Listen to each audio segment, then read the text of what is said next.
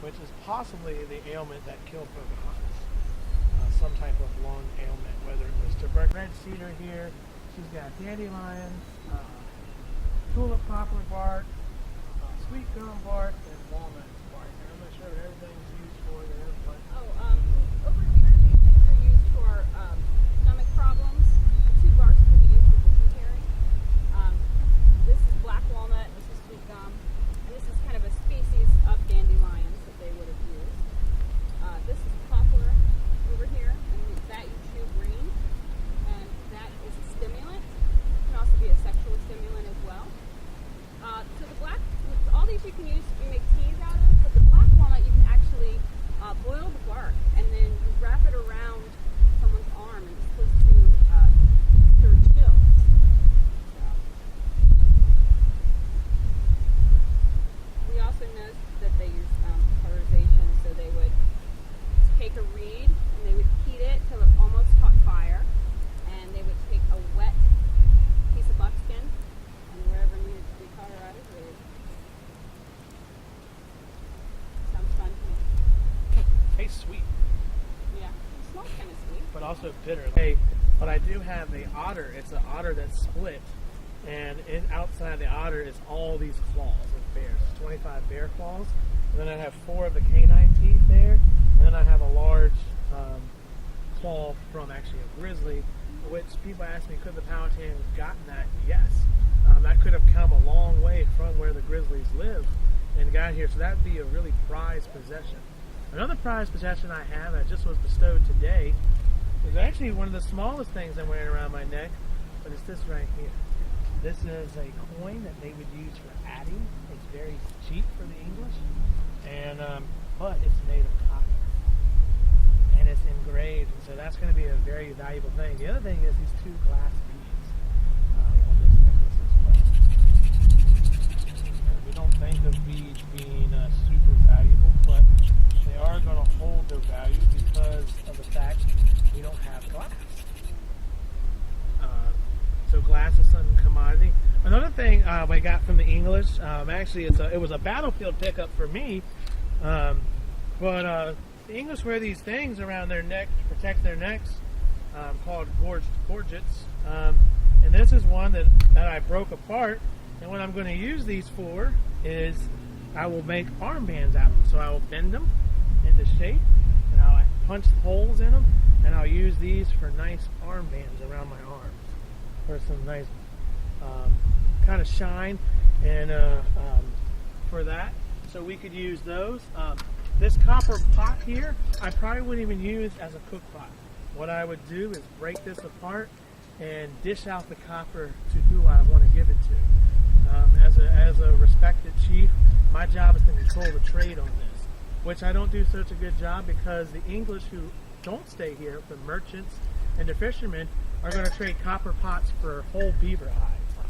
And so you're an average person, you come back to the village with this whole copper pot. Me as a chief, I have one little piece of copper like this. Do you have to listen to me anymore? No, so that's going to upset the trade as well as the economics for the Powhatan. And so beads, the blue beads and glass beads are going to replace that for the Powhatan, for the economic system.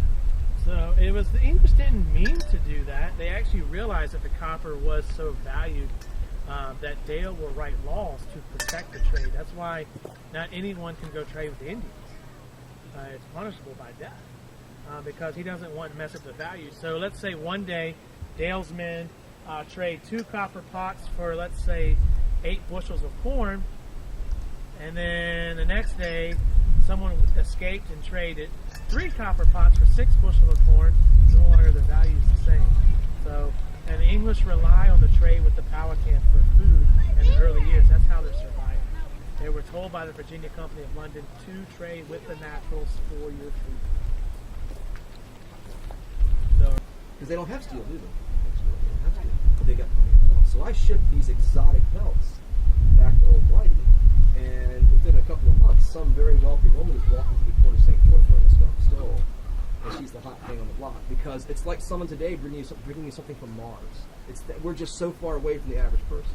So those will bring a profit as well. But none of this stuff, the things I'm naming, none of it's gold. nobody's going to make a profit by gold. So gold is the big deal. So when John Rolfe decides, hey, let's try tobacco, let's see what happens, opens the door to a very, very, very profitable product. They had no idea it was bad for you. You could go to your doctor in London with cataracts, for example, and say, oh, doctor, I can't see, I have a film in my eyes, what can I do?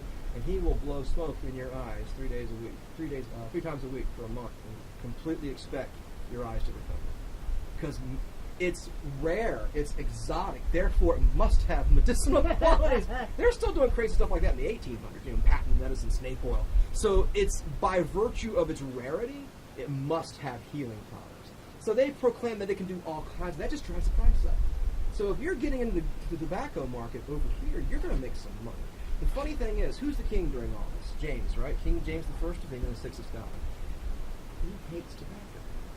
He hates it. He publishes a pamphlet. They call it a book, but it's more a pamphlet, called A Counterblast to Tobacco. And in this book, he says tobacco is bad for you. Not but scoundrels smoke it. It blackens your blood. It blackens your lungs. It makes you a weak-kneed sissy, and it will kill you. You shouldn't smoke this stuff. How does he know it'll blacken your blood? He's half right about most of it. He can't possibly know. But King James is a little loopy anyway. But he publishes his pamphlet, and everybody goes, "Oh, the king hates it." Now, what does he do? Can he ban it? He's king. He's also the king of an island with lots of ships floating around. And try banning something like that, it's going to give in. So he does the most logical thing: he taxes. But isn't that funny? Everybody thinks it's good for you, and this wacko king says, "Actually, it'll kill you, but pay a tax and you can smoke it." kind of like the modern sin tax, right? You know. It's good for you. It's good for you. Just don't smoke much of it. I can't. I used to smoke. Humor's is still in play. You must keep everything in balance. If it's not in balance, then you are dis-eased. You are not at your ease because you are not in balance. So we're going to bleed you to balance you. That's the most common treatment for it, to get the humors back in, because most times you have an overabundance of blood. Does it work? No. Ask George Washington about it. Right. You know, they took like a gallon of that guy's blood in a day, and it was just insane what they took out of him, and that's what ultimately beat him in. All because he had a problem in his throat.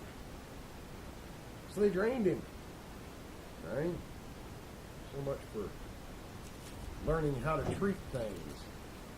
But when it comes to your surgeons, for the most part, and certainly your apothecaries, these are people that have learned through the apprenticeship program. Apprentice, journeyman, master. End result, they've seen what works. They do what works. Doesn't work, they're not doing it. The physicians, a lot of theory going on there. Some of it applies. Some of it doesn't. Surgeons know what's under the skin, because they've been in there playing with it. Physicians, not so much. They might maybe, if they had the right contacts, have been able to observe a dissection. But it's also illegal. So you're not allowed to do that. So you got to be real careful on checking that. You don't want to tell too many people that you're doing, because you get locked up. So they don't have a lot of experience with physically what is under the skin. The surgeon does, because he's been in there. He's been under the skin doing things. So it's different levels of knowledge. But like I say, I tend to trust the surgeon a little bit more than the physician in a lot of cases, because he's physically done it. So what other questions you guys got for me? What was the scientific? Would be spent in this room rather than the other side of the house, which is the hall. Next door in the hall is where the servants live and work. We do cooking there. A lot of them would sleep there, and also men would make clothing as well. Upstairs on the left, you have the Reverend's bed chamber, and on the right, you have his guest bed chamber, which is most likely where Pocahontas would have been staying when she was here. Indeed, if you do not know of Reverend Christopher, you know he did just die a week ago. A most tragic death. He went out on the water, as was his custom. visit one of the other plantations, a small boat. The squall came up quickly and overturned it. It was again a warm day, unseasonable warm, so we have not expected such to occur. And we drowned. Now we know not how long it will be until another minister is sent, for of course we must await ship to send word back to England, and then the company, of course, will have to send another out. It could be a year or two before we receive another minister here. Although, of course, Reverend Buck and his wife do well down in Jamestown, and I imagine he will come here occasionally.